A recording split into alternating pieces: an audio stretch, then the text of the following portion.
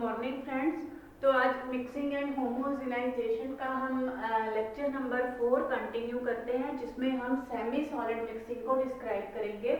इससे जो लास्ट वाला लेक्चर था उसके अंदर मैंने जो डिस्कस किया था वो हमने उसमें डिस्कस की थी कि liquid mixing, semi solid mixing and powder mixing के उनके लिए हम डिफरेंट कौन कौन से इक्विपमेंट्स हम उसमें यूज करते हैं। तो आज सबसे पहले जो लिक्विड मिक्सिंग है, लिक्विड मिक्सिंग के लिए जो दो मिक्सर्स थे, टरबाइन मिक्सर्स थे, या जो उससे पहले प्रोपेलर मिक्सर थे उसकी विद डिफरेंट पोजीशंस, और टरबाइन मिक्सर और प्रोपेलर मिक्सर के अंदर जो डिफरेंस था या उनके मैकेनिज्म ऑफ एक्शन है कि कैसे वो एक्ट करते हैं, कैसे उन मशीनरीज को हम यूज करते हैं, या क्या हमें प्रिकॉशंस लेनी चाहिए, वो सब मैं आपको लेक्चर नंबर 3 के अंदर हम उसको पढ़ चुके हैं। तो आज हम कंटिन्यू करते हैं सेमी सॉलिड मिक्सिंग। अब अगर हम सेमी सॉलिड मिक्सिंग की बात करें तो सेमी सॉलिड मिक्सिंग में मेनली जो सेमी सॉलिड डोसेज फॉर्म्स में क्या आता है, उसमें मेनली आपके ऑइंटमेंट्स, पेस्ट, जेलीज, जितने भी सेमी सॉलिड प्रोडक्ट्स हैं वही सब आएंगे। तो उनकी जो सेमी सॉलिड मिक्सिंग की मटेरियल्स की, मतलब जो मिक्सिंग होती है वो थोड़ी लिक्विड मिक्सिंग से डिफरेंट होती है। डिफरेंट कैसे होती है कि कुछ थोड़ी प्रॉब्लम्स आती हैं सेमी सॉलिड मिक्सिंग में। सबसे बड़ी जो प्रॉब्लम तो है वो है कंसिस्टेंसी की। अब देखो, जो कंसिस्टेंसी है, अगर हम कंसिस्टेंसी में थोड़ा सा अगर हम इसको डिफरेंशिएट करें लिक्विड मिक्सिंग के साथ, तो आप ये देखो कि जो कंसिस्टेंसी है सेमी सॉलिड मिक्सिंग की ज्यादा होगी, थिकनेस जो है सेमी सॉलिड जो मटेरियल्स हैं उनकी ज्यादा होगी। तो कंपैरेटिवली जो सेमी सॉलिड मिक्सिंग है, लिक्विड मिक्सिंग में तो मैंने आपको बताया था कि अगर आपके पास सपोज दो मिक्सिबल लिक्विड्स को आपने मिक्स करना है, या आपने एक लिक्विड मटेरियल को आपने एक किसी ऐसे सॉलिड के साथ मिक्स करना है जो इसमें इजीली डिसॉल्व हो जाएगा, तो उस केस में तो क्या होगा कि आपको उसको सिंपल एजिटेशन से, सिंपल स्टरर से, इवन सिंपल एक स्पून से या ग्लास रोड से भी आप शेक करके डिसॉल्व कर सकते हो। लेकिन अगर आपको इमिसिबल लिक्विड्स या फिर जो लो विस्कोसिटी लिक्विड्स हैं, या कोई ऐसा इनडिफ्यूजिबल सॉलिड है उसको आपने मिक्स करना है, सपोज सस्पेंशन या इमल्शन बनानी है, तो उस केस में हम प्रोपेलर मिक्सर या फिर टरबाइन मिक्सर यूज करते हैं। लेकिन इस केस में अब क्या है, जो सेमी सॉलिड मटेरियल्स होते हैं, देखो उसकी जो कंसिस्टेंसी है हमें भी पता है कि इनकी कंसिस्टेंसी ज्यादा होती है, विस्कोसिटी ज्यादा होगी as compare to the liquid mixing. लेकिन तो इसलिए सेमी सॉलिड को सबसे पहले तो हम जो सिंपल डिफ्यूजिव मिक्सिंग क्या होती है कि सिंपल अगर हम कोई ब्लेड या पैडल यूज करके जब मिक्सिंग करते हैं, ठीक है, डिफ्यूजिव मिक्सिंग से या फिर हम इसको कोई कन्वेक्टिंग मिक्सिंग से हम इसको नहीं मिक्स कर सकते, मतलब सिंपल मिक्सिंग से हम इसको मिक्स नहीं कर सकते। इनको हमें कोई स्पेशली अगर लैब स्केल के ऊपर बात करें तो लैब स्केल पे तो हम छोटे एपरेटस यूज करके जैसे पेसल मोटर या स्पैचुला से मिक्स करके हम कर सकते हैं। लेकिन अगर हम इंडस्ट्रियल स्केल पे बात करें तो इनके लिए स्पेशल टाइप के मिक्सर्स जो हैं वो यूज होते हैं। जैसे एक मैंने यहाँ डायग्राम बनाया हुआ है प्लेनेटरी मिक्सर का, और दूसरा हमने एक मशीन पहले भी पढ़ी थी ट्रिपल रोलर मिल, आपको ध्यान हो हमने वो साइज रिडक्शन के अंदर पढ़ी थी, तो उसको हम मेनली सेमी सॉलिड मिक्सिंग के लिए यूज करते हैं। तो सबसे पहले तो एक चीज ये ध्यान में रहे कि जो सेमी सॉलिड मटेरियल्स हैं they are the difference in the consistency as compare to the liquids, their difference in the having the high viscosity as compared to the liquid, so they cannot be easily mixed as the liquid mixing can be done. So we cannot mix them with the help of the diffusive mixing. Diffusive mixing क्या है कि simple हम कोई भी blade से, कोई भी pedal से, कोई भी स्टरर से सिंपल मैनर से जब हम मिक्सिंग करते हैं तो उसको हम बोलते हैं डिफ्यूजिव मिक्सिंग, या फिर कन्वेक्टिंग मिक्सिंग से हम इसको मिक्स नहीं कर सकते। इसके लिए हमें स्पेशल टाइप की मशीनरी की जरूरत पड़ती है। सेकेंड जो पॉइंट इसके अंदर हमें माइंड में रखना है कि जो सेमी सॉलिड मिक्सिंग है it is a type of neutral mixing. अब मैंने आपको सबसे पहले लास्ट टॉपिक में फर्स्ट जो लेक्चर है उसमें मैंने आपको बताया था it is a type of mixing that is the neutral mixing. Positive mixing और नेगेटिव मिक्सिंग। अगर आपने लेक्चर नहीं देखा तो फर्स्ट लेक्चर आप देखो, उसमें आपको न्यूट्रल, पॉजिटिव और नेगेटिव मिक्सिंग अच्छे से क्लियर हो जाएगा। न्यूट्रल मिक्सिंग का क्या मतलब है कि जब एक बार आपके प्रोडक्ट्स या आपके इंग्रेडिएंट्स प्रॉपर मिक्स हो जाएंगे तो मिक्स होने के बाद उनके जो फेज सेपरेशन के चांसेस है वो बहुत कम होंगे, तो ये न्यूट्रल मिक्सिंग होगी। और आप इसको ये भी कह सकते हो, it is a irreversible type of the mixing. Neutral और irreversible type of the mixing. Irreversible मतलब कि जिसमें दोबारा से मिक्सिंग होने के बाद एक बार आपकी ऑइंटमेंट बनके तैयार हो गई, एक बार आपकी क्रीम बनके तैयार हो गई या आपकी पेस्ट, जेली, जेल बनके तैयार हो गई, तो उसमें आपके जो फेजेस है वो सेपरेट नहीं होते। जनरली आप देखो घर में हम रूटीन में बहुत से कॉस्मेटिक प्रोडक्ट्स यूज करते हैं, क्रीम्स भी यूज करते हैं, बहुत सी मेडिसिन में हम जैसे ऑइंटमेंट्स भी यूज करते हैं, तो बहुत रेयर चांसेस होते हैं कि हम देखें कि उसके फेस सेपरेट हो गए आपस एक दूसरे से। तो ये क्या है कि न्यूट्रल मिक्सिंग है और इरिवर्सिबल मिक्सिंग है। एक बार मिक्स करना थोड़ा डिफिकल्ट है, लेकिन मिक्स करने के बाद इसको सेपरेट होना मतलब ये इरिवर्सिबल टाइप की और न्यूट्रल मिक्सिंग है। अब हम इसमें चलते हैं कि इसमें हम मशीनरीज या इक्विपमेंट्स कौन से यूज करते हैं। सबसे पहला जो इक्विपमेंट है मैंने यहाँ लिखा हुआ है, this is a type of the planetary mixing. अब planetary mixer, sorry not mixing, planetary mixer. अब प्लेनेटरी मिक्सर क्या है, ये किस प्रिंसिपल के ऊपर काम करता है? It works on the principle of the planetary mixer, it works on the principle of the kneading and shearing. It works on the principle of kneading and shearing. Kneading and shearing action. सबसे पहले तो ये needing और shearing action के ऊपर काम करता है। नीडिंग और शेयरिंग एक्शन क्या है? नीडिंग मतलब जैसे आटा गूंदना, शेयरिंग एक्शन मतलब फोर्स लगाना। तो नीडिंग और शेयरिंग एक्शन के ऊपर ये काम करता है। अब सबसे पहले जो इक्विपमेंट की वर्किंग समझने के लिए जरूरी है कि उसकी कंस्ट्रक्शन भी समझी जाए। तो इसमें जो मैंने यहाँ डायग्राम बनाया हुआ है, ये तो आपका कंटेनर है, जिस कंटेनर के अंदर आपने अपना मटेरियल डाला हुआ है जिसको आपने मिक्स करना है। ये आपने यहाँ सारा अपना मटेरियल डाला हुआ है जिस मटेरियल को आपने मिक्स करना है, आपके जो इंग्रेडिएंट्स हैं, ठीक है। इसके बाद यहाँ आपका ये क्या है, इट इज अ पैडल। जो ये मैंने यहाँ इसमें एक पेंटागोनल शेप में बनाया है, that is the paddle. Paddle के साथ ही जो एक ही मैंने ये बनाया हुआ है, ये वाला जो स्ट्रक्चर बनाया हुआ है, दिस वन आर्म जो है इसकी, it is the agitator. Agitator, और इसको हम ये भी बोल देते हैं कि जो इसकी साइड आर्म है, आर्म, साइड आर्म है। अब इसका नाम जो प्लेनेटरी, और ये है motor, it is electrically based apparatus। तो ये इसकी मोटर है जो इन दोनों को रोटेट करेगी या ऑपरेट करेगी। अब प्लेनेटरी मिक्सर है, इसका नाम देखो प्लेनेटरी क्यों दिया हुआ है। प्लेनेटरी मिक्सर का नाम, प्लेनेटरी का क्या पर्पस है? जैसे प्लैनेट में क्या होता है, प्लैनेट में यही होगा कि यहाँ आपका एक सन है, सन के चारों तरफ जो प्लैनेट्स है वो घूमते रहते हैं, ठीक है। प्लैनेट्स कैसे घूमते हैं? जो ये प्लैनेट है ये आपका सन है, ठीक है। सन के चारों तरफ क्या होगा कि ये आपके जो डिफरेंट ये ऑर्बिट्स बने हुए हैं, ये ऑर्बिट्स के अंदर जो प्लैनेट्स हैं, ये प्लैनेट्स आपके घूमते रहते हैं। ये प्लैनेट्स आपके इस तरह से भी घूमते हैं और साथ में अपने एक्सिस के चारों तरफ भी घूमते हैं, इसी तरह से घूमते हैं। आपने साइंस में छोटी क्लासेस में पढ़ा होगा। तो सेम जो मेथड है या सेम जो प्रिंसिपल है उसके ऊपर ही जो आपका प्लैनेटरी मिक्सर जो है काम करता है। इसमें क्या है, ये आपका इसमें सेंटर में ये सन है, जो पैडल है वो आपका इसमें सन की तरह काम करता है। पैडल इसमें जो रोटेट करेगा वो अपने एक्सिस के चारों तरफ रोटेट करता है, it will rotate around its axis, अपने एक्सिस के चारों तरफ रोटेट करेगा।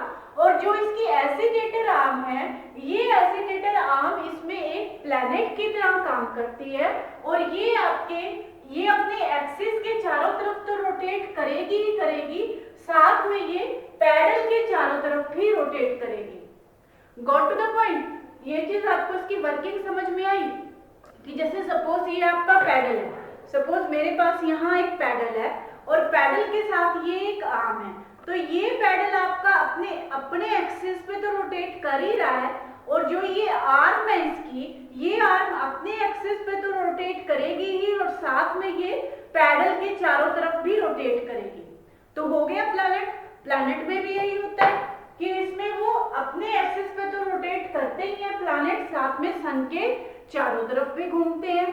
तो इसीलिए इसी प्रिंसिपल के ऊपर हमने इसका नाम दिया हुआ है। हमने इनफैक्ट जिन्होंने भी इसको इन्वेंट किया that is the planetary mixer, जिन्होंने भी इसकी वर्किंग देखी that is the planetary mixer. अब इसे वर्किंग तो आपको समझ में आएगी होगी कि जिस मटेरियल को हमने इसके अंदर डाला, जिस मटेरियल को semi solid equipment, semi solid जो कंस्टिट्यूएंट्स हैं, सेमी सॉलिड जो मटेरियल है, उनको जब हमने इसके अंदर ऐड किया कंटेनर में, इसके बाद हमने क्या किया, पैडल को रोटेट किया। मोटर के थ्रू ऑपरेटेड है, इक्विपमेंट जो है आपका इलेक्ट्रिकली ऑपरेटेड है, कोई हैंड ऑपरेटेड इक्विपमेंट तो होते नहीं है, जहाँ पे इंडस्ट्रीज में बड़े बड़े इंडस्ट्रियल स्केल के ऊपर जो ये काम होते हैं। तो वहां जब पैडल रोटेट करेगा, साथ में जो ये एजिटेटर है, या जो इसकी आपकी साइड रोटेटिंग आर्म भी बोलते हैं इसको, साइड पर है और इसकी आर्म है, ठीक है, साइड रोटेटिंग आर्म है, ये आपकी अपने एक्सिस पे और पैडल के चारों तरफ रोटेट करेगी, और हमारा जो सेमी सॉलिड मटेरियल है उसको प्रॉपर मिक्स करेगी based on the principle of the kneading and the shearing action. Knead भी हो रहा है जैसे आटा गूंदना, और शेयर फोर्स भी हो रहा है। तो इसकी वजह से क्या होगा कि जो सेमी सॉलिड मिक्सिंग में हमारा मटेरियल जो है मिक्स तो होगा ही, साथ में उसके पार्टिकल्स का साइज रिडक्शन भी होगा। It will produce the mixing as well as the smoothness in the product. तो ये इसके अंदर एक मेन पॉजिटिव पॉइंट है कि इसमें पार्टिकल्स के अंदर पार्टिकल्स का साइज रिड्यूस होने की वजह से जो प्रोडक्ट है, प्रोडक्ट के अंदर हम इसमें स्मूथनेस भी आएगी। तो कभी आप देखो क्रीम को, पेस्ट को या ऑइंटमेंट को टच करके देखो फिंगर्स में, तो आप देखो उसमें कभी भी पार्टिकल्स की जो ग्रिटीनेस है वो फील नहीं होती, आपको महसूस नहीं होता कि इसमें जो पार्टिकल्स हमने अलग अलग डिफरेंट इंग्रेडिएंट्स, ऑब्वियसली डिफरेंट, जब 4 इंग्रेडिएंट्स मिक्स करेंगे तो उनके पार्टिकल साइज भी डिफरेंट होंगे, तो हमें नहीं पता लगता कि उसमें पार्टिकल्स अलग से हमें कोई महसूस होते हैं। अगर होते हैं तो वो इसका एक नेगेटिव पॉइंट होगा, ठीक है। तो ये है इसकी working that based on the kneading and the shearing action. It is a type of the paddle mixer. लेकिन जो इस पैडल मिक्सर के अंदर जो एक मेनली है कि आप देखिए जो पैडल है और जो रोटेटिंग आर्म है, इनके डायमीटर बिल्कुल डिफरेंट है।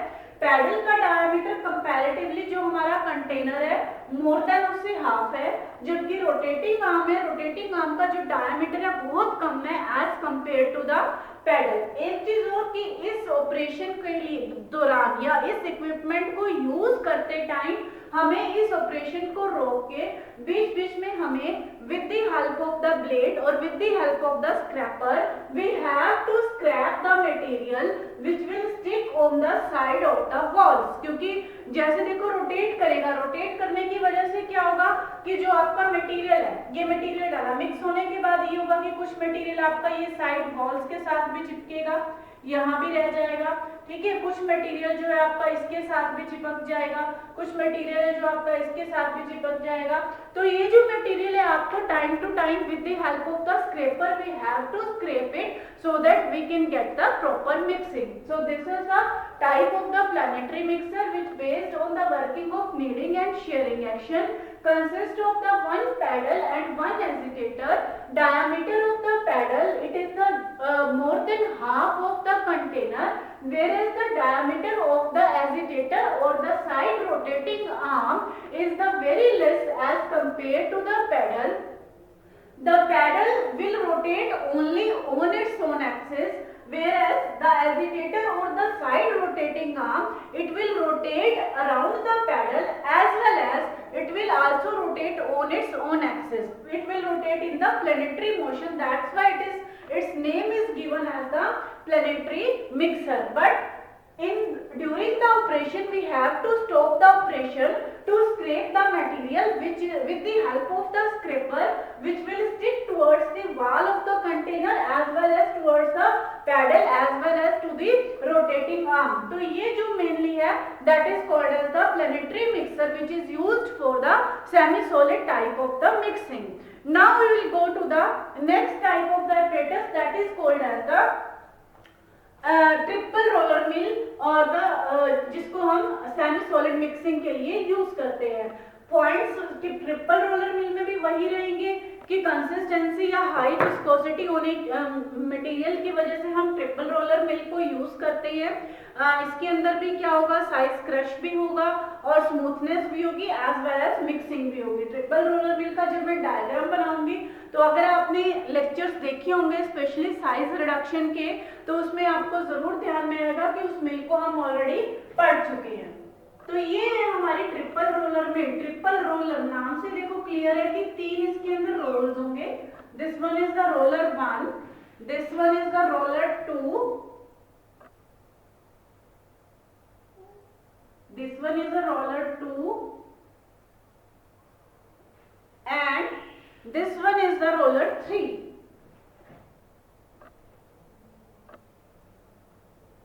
This one is the roller 3. This is the roller 1, roller 2, roller 3.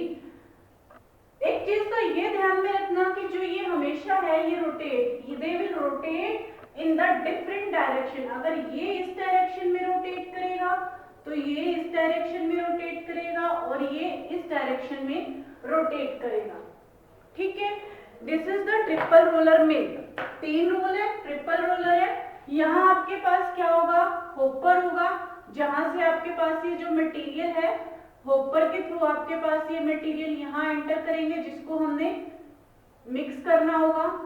ठीक है, देयर इज अ स्क्रैपर, यहाँ एक स्क्रैपर जिसको आप ब्लेड की तरह होगा और यहाँ आपका स्क्रैपर है और यहाँ आपका जो है इसके साथ ही आपका कंटेनर अटैच होगा। यहाँ आपका कंटेनर अटैच होगा जिसके अंदर आपका मटेरियल जो है फोल्ड आउट होगा।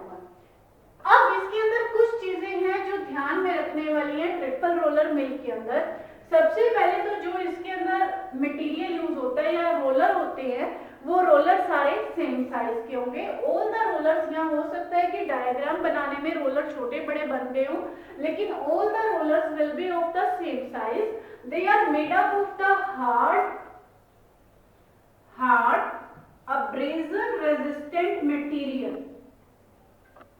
They are made up of the hard abrasion resistant material.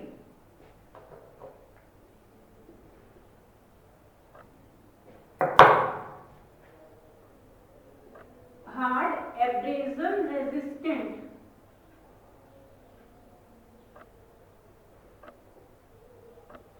Material. Abrasion resistant का मतलब कि जिसमें जंग ना लगे। Second one, they all the rollers will be of the same size but they will rotate at the different speed. Rotate at different speed, different speed पे वो rotate करेंगे। सबसे जो रोलर 1 है, रोलर 1 की स्पीड जो है कम होगी कंपैरेटिवली, रोलर 2 की स्पीड थोड़ी उससे ज्यादा होगी और रोलर 3 की स्पीड जो है सबसे ज्यादा होगी। तो इनकी जो रोटेशन की स्पीड है वो डिफरेंट होगी। ठीक है, थर्ड पॉइंट है, they all the rollers they will rotate in the different, rotate in opposite to each other, opposite to each other। Obvious सी बात है, अगर दोनों रोलर सेम ही डायरेक्शन में रोटेट होंगे तो ना तो मिक्सिंग होगी ना ही क्रशिंग होगी, क्योंकि अगर आपका मटेरियल है, मटेरियल आपका यहाँ आया, ये रोलर इस डायरेक्शन में रोटेट कर रहा है तो ये आपका मटेरियल है। इसमें अलग सा दूसरा कलर पेन यूज करती हूँ। यहाँ से ये आपका मटेरियल है, ये ग्रास हॉपर में इसमें हॉपर के अंदर हमने जो डाला, ठीक है, ये आपका मटेरियल इस डायरेक्शन में इसके साथ रोटेट हुआ, ये मटेरियल आपका इस डायरेक्शन में इसके साथ रोटेट हुआ और ये मटेरियल आपका इस डायरेक्शन में इसके साथ रोटेट हुआ और स्क्रैपर से ये स्क्रैप होके ये आपका डायरेक्ट इसके अंदर कंटेनर के अंदर चला जाएगा। अब आप खुद सोचो कि अगर रोलर सेम डायरेक्शन में रोटेट होंगे, एक रोलर इस तरह से दूसरा रोलर इस तरह से, तो ना ही उनके बीच में क्रशिंग होगी, ना ही उनके बीच में प्रॉपर मिक्सिंग होगी। तो ये तो एक ऑब्वियस सी कंडीशन है कि roller they should be rotate in the opposite direction. तीसरी चीज, इनके बीच में जो गैप है, this gap can be adjusted, gap can be adjusted according to need।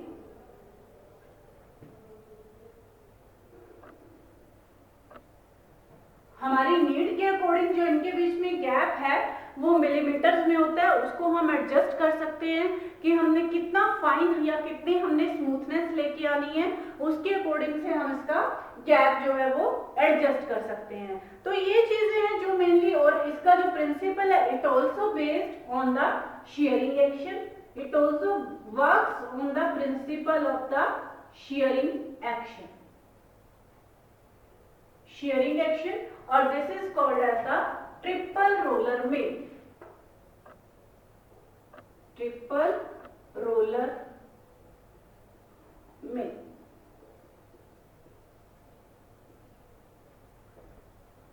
ठीक है, वर्किंग तो काफी कुछ समझ में आ ही गई होगी। पहले हम इसको साइज रिडक्शन के चैप्टर में भी इसको पढ़ चुके हैं कि कैसे हम साइज को रिड्यूस करने के लिए ट्रिपल रोलर मिल का यूज करते हैं। तो यहाँ एक बार दोबारा से इसका फिर से ओवरव्यू ले लेते हैं कि how the triple roller mill is used for the semi solid mixing, क्योंकि यहाँ हमारा पर्पस डिफरेंट है। We are using the triple roller mill here for the semi solid mixing. तो there are the mainly 3 rollers, triple roller है तो there will be the 3 rollers which are made up of the hard abrasion resistant material।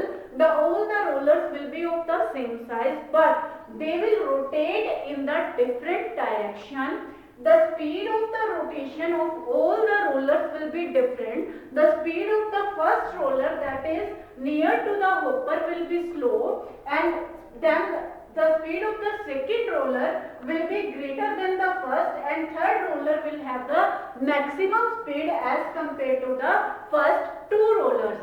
These rollers, they will rotate in the opposite direction and they works on the basis of the shearing action। The gap between these rollers can be adjusted and it is generally in the millimeters, as the material whose mixing has to be done will enter through this hopper and will rotate with the rotate along the roller 1 and pass to the roller 2 and then roller 3। This is the scraper which will scrape the